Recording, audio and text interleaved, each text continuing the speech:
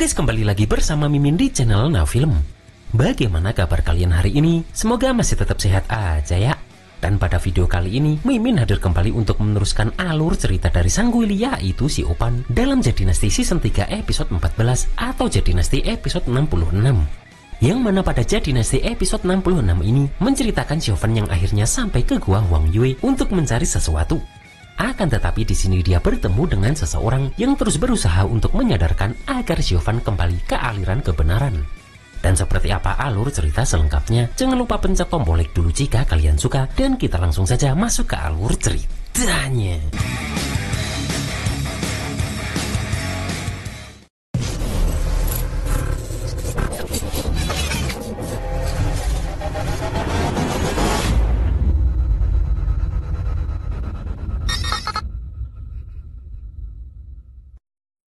Terlihat Xiaofan pun sudah sampai di gunung belakang sekte Jingyun. Dan dia tidak menyangka jika gunung belakang ini ternyata menyimpan wilayah dengan aura begitu pekat. Xiaofan pun langsung berhenti setelah berada di depan gua Huang Yue. Dan Xiaofan pun berharap jika di sini ada sesuatu yang sedang dia cari. Kemudian terlihat Xiaofan pun perlahan masuk ke dalam gua tersebut. Dan Xiaofan terus menggunakan tongkatnya untuk dijadikan obor saat memasuki gua tersebut. Setelah itu pun, Xiaofan langsung melompat untuk melewati sungai yang membentang di tempat itu. Namun terlihat sebuah formasi pembatas sebelum Xiaofan bisa masuk ke dalam inti dari gua Huang Yue itu. Kemudian Xiaofan pun terlihat seperti dibawa ke suatu tempat oleh formasi di pintu gua ini, yang mana Xiaofan merasakan aura aneh di gua Huang Yue atau gua ilusi bulan ini. Dan Xiaofan langsung menyadari jika tempat ini menggunakan amarah sebagai sumber formasi. Namun Xiaofan tidak tahu apakah rahasianya berada di bunga-bunga itu. Setelah memeriksa menggunakan tongkatnya pun, Xiaofan langsung menemukan batas ilusi tempat ini, yang mana Xiaofan pun berniat menghancurkan itu menggunakan kekuatannya. Terlihat formasi tersebut muncul setelah Xiaofan menyerang menggunakan tongkatnya itu, dan Xiaofan tahu jika formasi itu berisi taiji 2 unsur. Saat Xiaofan berusaha menyentuh unsur berwarna hitam, terlihat Xiaofan pun langsung dikirim dan dibuat keluar lewat unsur berwarna putih. Dan Xiaofan baru sadar jika teknik itu bisa membuat ilusi menjadi kenyataan dan kemudian menciptakan ilusi yang kedua. Xiaofan pun langsung berniat menemukan inti formasi dan tidak bisa lama-lama di tempat ini. Saat Xiaofan berusaha menyerang unsur berwarna hitam, dirinya terkejut karena yang gelap menjadi yin terang. Bahkan yin terang juga berubah menjadi yang gelap. Menyadari hal tersebut pun, Xiaofan berniat menyerang langsung ke titik pertemuan 2 unsur tersebut. Namun Xiaofan dikejutkan karena ternyata bukan di situ inti formasi berada. Setelah itu Xiaofan menyadari sesuatu setelah melihat tulisan di sebuah kelopak bunga. Terlihat Xiaofan pun langsung mengeluarkan tekniknya setelah membaca kelopak bunga tersebut. Yang mana teknik ini adalah teknik yang dulu pernah Xiaofan pelajari saat masih berada di sekte Jingyun. Dan teknik ini pun disebut teknik Taiji Xuan Jingdao. Di sini Xiaofan pun menggunakan teknik itu untuk menghancurkan inti formasi di tempat ini.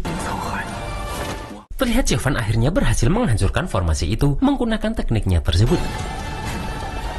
Xiaofan pun menyadari jika tanpa teknik Taiji Xuan Pingdao di ranah atas langit, maka kesulitan dalam melewati formasi ini akan 100 kali lebih sulit. Dan Xiaofan pun langsung masuk karena pintu dari gua Huang Yue ini kini benar-benar sudah terbuka. Saat Xiaofan sudah masuk pun, dirinya melihat banyak pedang yang begitu agung. Dan Xiaofan bertanya-tanya apakah semua ini ditinggalkan oleh para pendahulu sekte Jingyun. Kemudian terlihat pedang-pedang tersebut pun bereaksi setelah melihat tongkat pelahap darah milik Xiaofan berada di tempat ini. Kemudian terdengar suara yang bertanya kenapa orang dari aliran iblis berani menerobos wilayah terlarang sekte Jingyun. Dan terlihat semua pedang-pedang tadi sekarang membentuk avatar dari Master Dao Xuan. Sementara di aula sekte Jingyun pun, Master Dao Xuan masih membahas kekuatan dari para binatang iblis yang begitu besar. Dan untuk mengalihkan perhatian mereka ke puncak Tongtian, maka arah lainnya pun harus dihalangi. Serta karena gelombang iblis tersebut berada di bawah kendali Raja Iblis, maka semua orang pun harus menahan Raja Iblis tersebut lebih dulu. Master Dao Xuan pun meminta kuil Tianyin dan lembah Fenxiang untuk menahan musuh yang datang dari arah barat serta timur sekte Jingyun. Terlihat para tetua dari aliran kebenaran ini pun kini sudah keluar untuk menghadapi Raja Iblis ini. Dan terlihat tauti milik Dewa Binatang muncul bersama Raja Iblis yang berbentuk burung. Master Daosuan pun juga meminta orang dari puncak kepala naga dan puncak angin berbalik untuk menjaga di bawah kota Heyang. Dan jika ada iblis yang lolos dari wilayah utara, maka puncak bambu besar, puncak matahari terbit, dan puncak senja merah harus menyapu bersih. Terlihat ketika tetua cabang itu pun langsung memberi kode kepada Xiao Yijie. Dan setelah melihat itu, Xiao Yijie langsung melaporkan kepada Master Daosuan jika para tetua cabang ini semuanya sudah menahan Raja Iblis. Mendengar itu pun, Master Daosuan meminta Xiao Yijie untuk membantu di gunung depan dan ikuti sesuai rencana. Karena selanjutnya, Master Daosuan akan menunggu musuh utama untuk muncul. Xiao Yijie langsung meminta teman-temannya untuk mengaktifkan formasi melihat gelombang siluman ini mulai berdatangan. Di sini pun terlihat jika Lu Suici dan Wen Min yang maju dulu untuk membuat formasi penahan tersebut. Kemudian dilanjutkan dengan Xiao Yijie dan semua murid yang berada di tempat ini. Terlihat formasi penahan tersebut pun kini berhasil dibuat, yang mana terlihat jika formasi itu cukup efektif untuk menahan gelombang siluman yang datang ini. Akan tetapi di sini Lu Suici menyadari jika Raja Iblis lain muncul di tempat ini. Dewa binatang yang sudah berada di tempat ini pun merasa jika para semut seperti orang-orang sekte Jingyun ini akan berakhir menyedihkan. Dan terlihat mereka semua terlempar saat Raja Iblis naga tulang putih ini dikirim Dewa binatang untuk menyerang formasi tadi. Lu Suici pun merasakan jika aura iblis monster ini begitu kuat. Sementara Xiaofan baru sadar jika yang muncul adalah niat pedang dari Daosuan. Terlihat avatar Master Daosuan ini langsung menyerang menggunakan pedangnya karena merasa ada manusia iblis yang menyusup ke wilayah terlarang Qingyun. Dengan cepat pun Xiaofan menahan itu menggunakan tongkatnya. Di sini pun Xiaofan baru mengerti jika ternyata niat membunuh dan pedang-pedang di sini sengaja ditinggalkan untuk melawan musuh dari luar. Dan Xiaofan harus mencari cara lain karena tidak bisa dilawan langsung. Saat Xiaofan menghindari serangan itu pun, dia juga kesulitan untuk menghindarinya. Dan Xiaofan terpaksa menggunakan teknik Brahma Prajna untuk menahan serangan dari avatar Daosuan ini.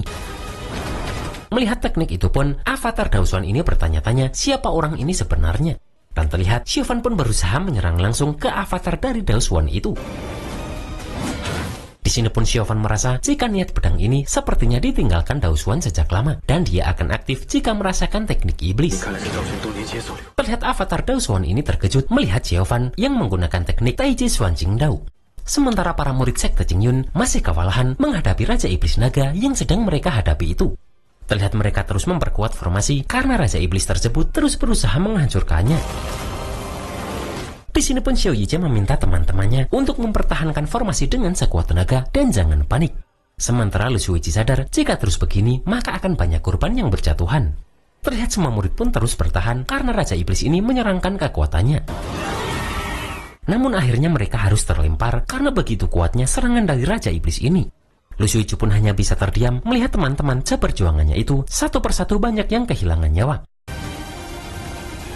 Di sini pun Xiao Yijie memberitahu Lu Suici jika iblis naga tulang putih ini lebih kuat dari Raja Iblis lainnya. Maka dari itu, orang-orang di gunung depan harus menggunakan formasi untuk menahan dan jangan gegabah untuk bertarung. Akan tetapi di sini Lu Suici berkata jika nyawanya bisa ditukar demi mereka semua, maka Lu Suici pun tidak akan takut mati. Dan Xiao Yijie dikejutkan melihat Lu Suici yang bergerak menghadapi Raja Iblis ini. Di sini pun terlihat jika Lu Suici langsung terbang untuk menghadapi Raja Iblis naga tulang putih tersebut. Melihat itu pun, Wen Min meminta Lu Suici untuk tidak gegabah. Namun Lu Suici meminta Wen Min dan lainnya segera memperbaiki formasi, sementara Lu Suici akan mengulur waktu. Terlihat Master Pu Hong dan Yun Yilan pun mulai membantu Master Daosuan untuk mengatasi Raja Iblis Naga Tulang ini. Sementara Lu Suici pun langsung menyerang Raja Iblis ini yang berhasil menembus formasi. Dan Lu Suici terus menggunakan teknik pedangnya untuk menyerang Raja Iblis tersebut. Akan tetapi Raja Iblis ini mampu bertahan dan berbalik menyerang Lu Suici. Untungnya Wen Min dengan cepat langsung menangkap tubuh dari juniornya itu. Di sini pun Wen Min mengajak Lu Suici untuk bersama-sama menyerang Raja Iblis tersebut. Dan terlihat jika mereka berdua langsung bekerja sama dan menyerang Raja Iblis Naga Tulang Putih ini. Akan tetapi terlihat jika Raja Iblis ini masih begitu tangguh. Xiao Yijie juga meminta para juniornya memperbaiki formasi melihat para siluman berdatangan lagi. Dan melihat Lu Suici yang terus bertarung, Biksu Pu Hong pun sudah siap mengeluarkan tekniknya. Terlihat Lu Suici pun terus menggunakan teknik esnya untuk menyerang. Akan tetapi Raja Iblis ini juga terus menyerang Lu Suici dan Wen Min secara bertubi-tubi. Terlihat Lu Suici pun langsung mempersiapkan teknik lain untuk menghadapi Raja Iblis ini. Dan saat Raja Iblis itu terfokus ke Lu Suici, Wen Min pun menyerangkan pedangnya dari belakang. Dan setelah dada Raja Iblis itu menghadap ke atas, Lu Suici pun berusaha menyerang langsung ke jantungnya. Akan tetapi Dewa Binatang pun dengan cepat menutup itu menggunakan tulang dari naga itu. Dan sekarang pun muncul akar-akar dari lubang yang dikeluarkan Dewa Binatang. Terlihat Lu Suici dan Wen Min pun berusaha menghindari lubang-lubang tersebut. Akan tetapi terlihat jika lubang-lubang itu semakin banyak yang muncul.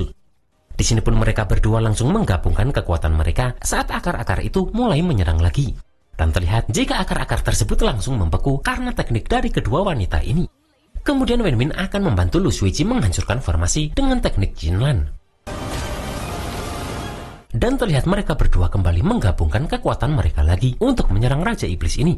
Akan tetapi Dewa Binatang yang merasa bosan pun langsung melemparkan mereka berdua. Dan kemudian dia mengendalikan Raja Iblis Naga ini untuk memakan Lu Suici dan Wen Min tersebut. Akan tetapi di sini pun ada serangan es dari arah lain. Dan Dewa Binatang tidak menyangka jika ternyata ada yang bisa membunuh Raja Iblis yang bernama Bu ini.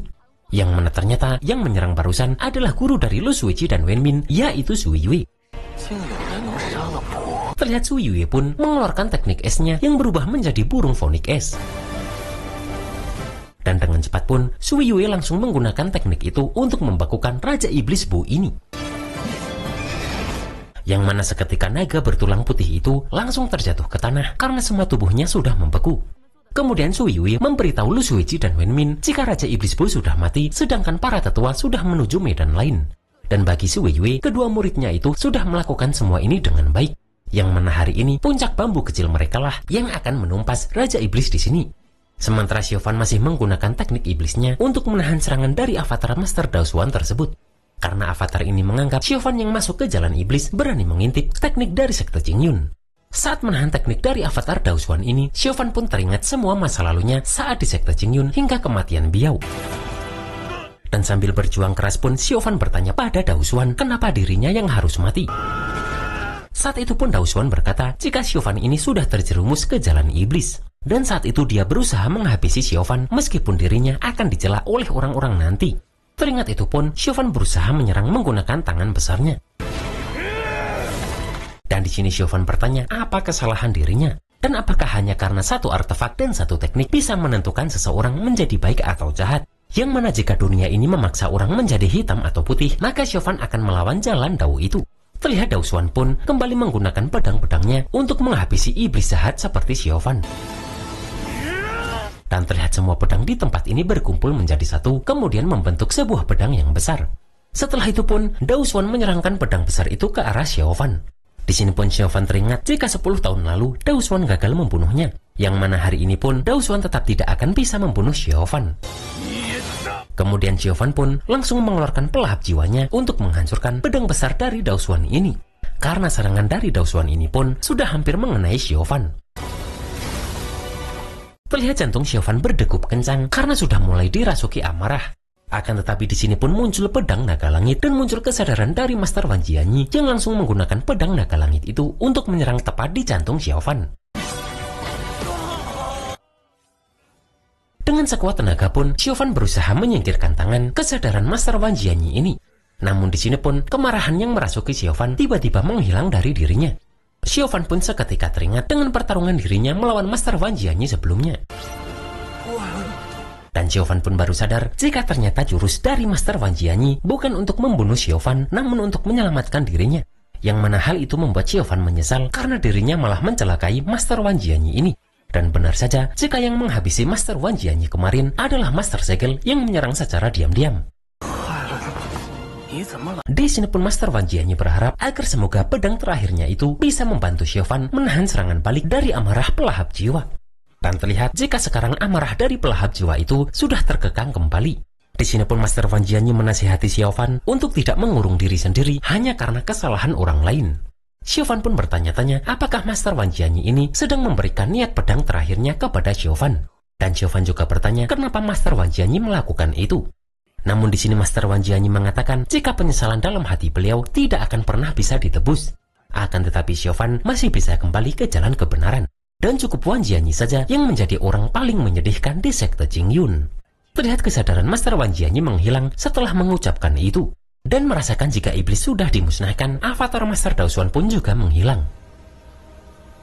Di sini pun Xiaofan menyadari jika dirinya berhutang satu nyawa lagi, karena kali ini dirinya lolos dari serangan balik amarah milik mutiara pelahap darah. Namun Xiaofan tidak tahu bagaimana dirinya bisa membalas semua kebaikan ini. Dan itulah guys alur cerita Jade Dynasty episode 66 ini. Meskipun Xiaofan sudah tersesat ke jalan iblis bertahun-tahun, tapi ternyata masih ada orang baik ya yang membantu dan berharap Xiaofan bisa sadar kembali. Dan apakah Xiaofan akan muncul untuk membantu sekte Jingyun? Kita tunggu saja dalam Jade Dynasty episode 67. Akhir kata, selamat ngapain aja dan see you next episode.